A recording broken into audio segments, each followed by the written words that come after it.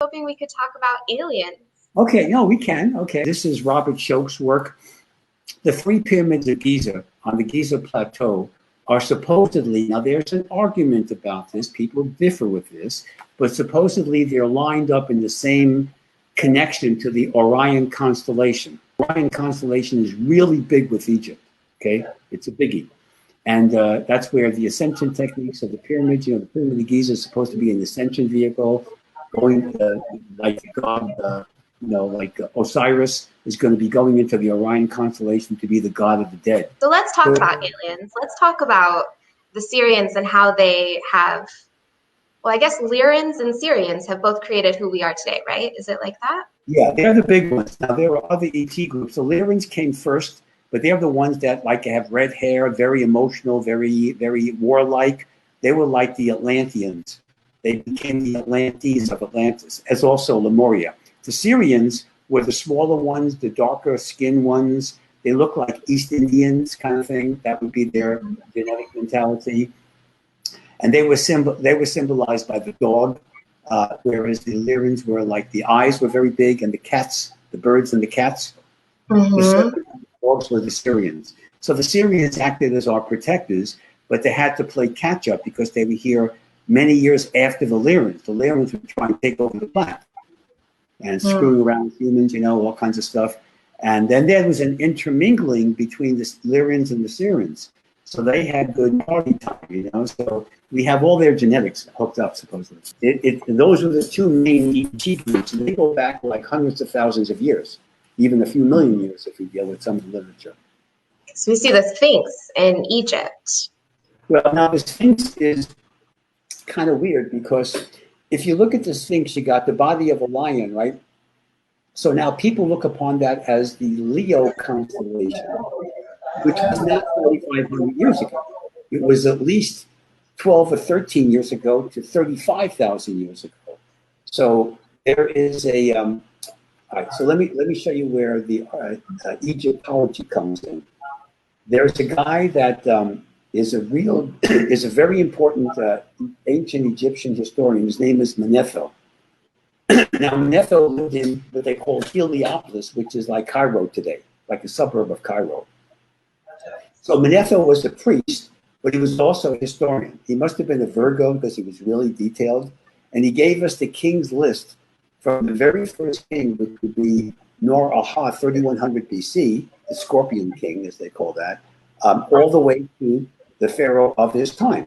Obviously, you wouldn't know about Cleopatra because she was, a couple of hundred years after him. Anyway, he gave a king's list, all these pharaohs, including the dates, the approximate dates. There's a few years difference. So you say, well, okay, so what? This guy could have been smoking pot. We don't know how accurate he was, right? The problem with that is he was corroborated by independent sources. So he's a really good source. His historical classification is extremely well respected. Okay? By historians and what they call Near East historians. They don't use the term Egyptology anymore. They call them Near East, whatever. Anyway, even though now it's the Middle East, but whatever. So now, Manetho also told us about Moses. Okay?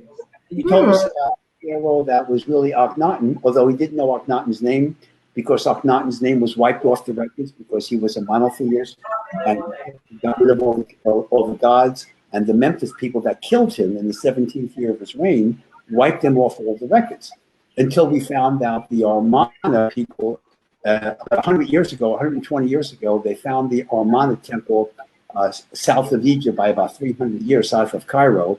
And that's where we got Akhenaten's record, his wife, Nefertiti, the most beautiful woman in history, all that kind of stuff. All that was not discovered until the 19th century. So anyway, he used a different name, but basically he was writing about Akhenaten. And Akhenaten's priest was named Osiris, and of course Akhenaten had to get rid of that name because he got rid of Osiris as a god. So he changed his name to Moses. So Manetho gives us documentation of the real Moses. Okay?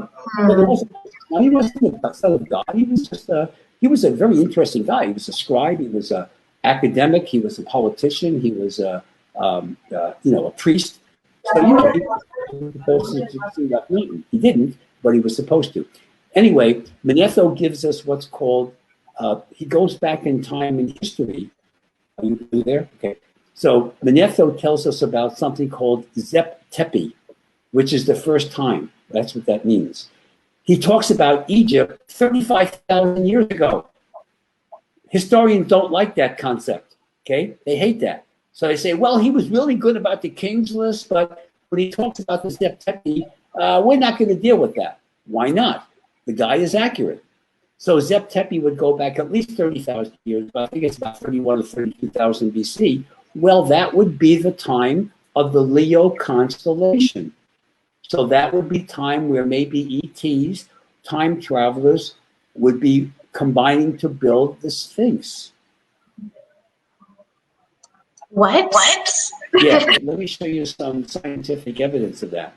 So if you look at the Sphinx, there's a guy named, who's the guy from Boston University? His name, he's a geologist, right? And he would, in the 1990s, he was studying the Sphinx.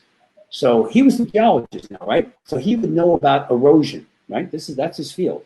So he took pictures of the body of the Sphinx, just the body, right? Not the head or the legs. He took them separately. And then he goes to a conference. It's like 1993. They had this annual meeting in San Diego at the time. They use a different city every year.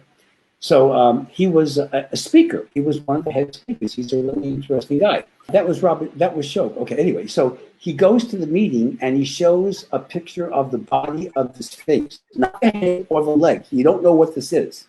And he looks at the audience of about 300 of his colleagues. He says, what is this? And the guy says, what is this? Geology 101? This is water erosion. Okay, because water erosion is vertical. Sand erosion is horizontal. So he then shows the whole picture, which is the Sphinx. And all of a sudden, everybody shuts up. Nobody says a word. He says, what's the matter, guys? He said it was water erosion, right? What's the problem? The problem was there wasn't water in the Sahara Desert for the last 7,000 years. So if that's water, 7,000 BC. So if that's water erosion, the Sphinx would have to be a minimum of 9,000 years old. And nobody wanted to acknowledge that because that's not what the theology is, or the history is. They say it's 4,500 years ago. So Robert Shope proved without any doubt that's water erosion. So we know the Sphinx is a minimum of 9,000 years old. So why couldn't it be 35,000 years old? Because 9,000 years ago, the Sahara Desert was a rainforest. It wasn't the desert. Okay? Just like at that time, Antarctica was not frozen. Antarctica was like a plain or plateau. You know, there was no ice on the Antarctica 9,000 years ago either. So that's some evidence to show that the Sphinx is much older than the historians give it credit. So why couldn't it go back to 35,000 years ago? It could. We don't know what I don't know what the Sahara Desert was like after 9,000. It was a rainforest. Was it then a desert again, then a rainforest? We don't know anyway. So the Sphinx is evidence that the historians are all wrong about the dating. And Manetho is still a very good source. Okay? Now, he doesn't talk about aliens or ETs, but he does talk about the Zep Tepi, and he does talk about the gods that were very significant technologically. Now, we don't have any records of any 35,000 BC humans occupying Cairo, okay? But we wouldn't, because the flood occurred around 12,000 years ago, because that was the pole shift. All those records would be wiped out. So Manetho is a problem to historians. He's a really good source, but what he says is considered to be blasphemy to the historians. Well, that's prejudice. That's science-wise. You know, you got to give this guy credit. So that's where the ETs could have actually built the Sphinx, and I think they did, and time travelers too. And then the flood would have wiped out other evidence of the civilization, but not the Sphinx. Too big an object to be wiped out by a flood. And it would be a regional flood. It wasn't like the whole world was underwater. It would be a regional flood, but enough to wipe out other buildings and other structures. Easily, sure. Let me give you the little history here. 200,000 BC is the origin of Lemuria. That's in the Pacific Ocean. That was a continent the size of the United States. It was about 3,000 miles across. It was a big mountain. Okay? Right. Hawaii today is the center of where Lemuria was. Hawaii was part of Lemuria.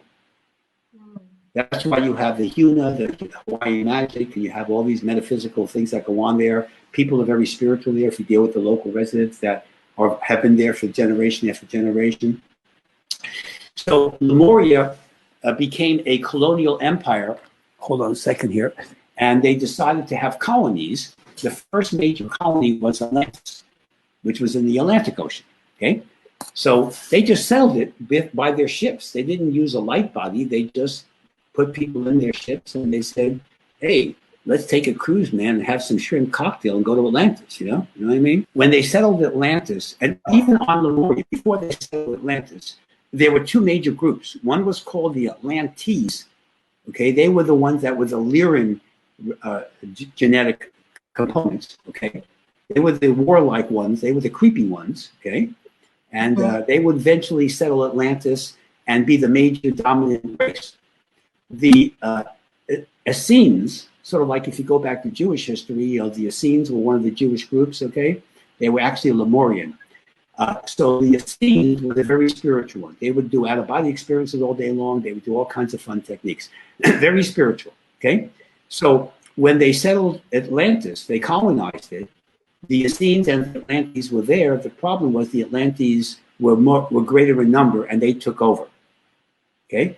Now, the intellectual groups, the very spiritual ones, the ones that you're talking about would be the Essenes. They survived. Okay, I mean, they didn't all get wiped out when the continent went out. All right, I have to let me. So they settled Atlantis, and then they also settled India, Egypt, the Mayan civilization, the predecessor of the Mayan civilization, Mexico, Central America. They were settling all over the world. In my Time Travels to Our Future book, I talk about it. I give you all the details. Okay, so around 50,000 BC. Is when the first sinking of the continents occurred. Okay, didn't sink the entire continent of Lemuria, but it caused a major problem. Atlantis was broken up into two groups. One was called Poseidon, the other was called Og. Whoever named it. Okay, then around 26,000 BC, then you had the second sinking of both continents. Lemuria was in trouble again. It did survive, but a lot of it went under. Atlantis sunk the Og, so now it was just Poseidon. That would be Atlantis. In other words, it was about 1/3 the size. Okay, so that was 26,000 BC. Remember, the intellectuals and all the spiritual people, they still survived. Okay, a certain percentage of them. And then in 10,000 BC, 10,500 give or take, 11,000 BC, that was the end of both Atlantis and Lemuria. But again, before they went down for the third time, that's where the expression when people are drowning, they say, "I'm going down for the third time." That's where it comes from. Okay, think about that, right? Isn't it interesting? Okay, yeah. So when they were going down for the third time, they knew that was going to happen. So then they sent their people, the ones that they wanted to survive, to Europe, to Greece, to North Africa, to Egypt. So that was where they survived. They didn't go to a light body. They just simply took a ship and they settled into these various India. The Rama Empire of India, that was about 25,000 BC. So a lot of the Lemurians went to India. Atlantis didn't go to India until later on when there was a nuclear war. The Mahabharata would talk about that. But the Lemurians mostly settled India and the southern part of Egypt, which we call Upper Egypt. Atlantis was settling the northern part of Egypt, and then parts of Mexico and South America and other places like that. So that's how they settled it. They settled it mechanically. You're going to be at a UFO convention. Can you tell us a little bit about that and what you're talking about there? Yes, I'm going to be doing, I'm going to be doing regression and progression in Laughlin, Nevada in February of next year. It's going to be a time travel aficionado here. I'll be doing past life regression and future life progression. And I'll also be doing a little bit of Ascension training too while I'm doing that. I just saw a light being or a ball of light. That sounds awesome. Okay. Did you just see a ball of light? Is that what you're saying? Just now when you said that about Ascension, well, and so that would be your higher self, because your higher self is what you merge with when you ascend. Yeah, I've been working on the higher chakras link. You're calling that. Is that an Ascension technique? Yes, well, it's a psychic protection technique, but it balances the chakras, which is a predecessory technique to go to for ascension. You have to balance the chakras, align them. Mm-hmm. So, Actually, my ascension, when I do ascension training, I'm dealing with more than just that. That's kind of a baby technique. There's actually 22 chakras altogether if you deal with the different levels, and you have to mm-hmm. balance them all. In order to ascend. Yes, yeah, that means you're perfect the soul. That takes a Well, lot ascension more. is no small task, right? It's No, of this course not. ascension work. That's why ascension is a big task. It's a big mama. Yes, it's a very big task.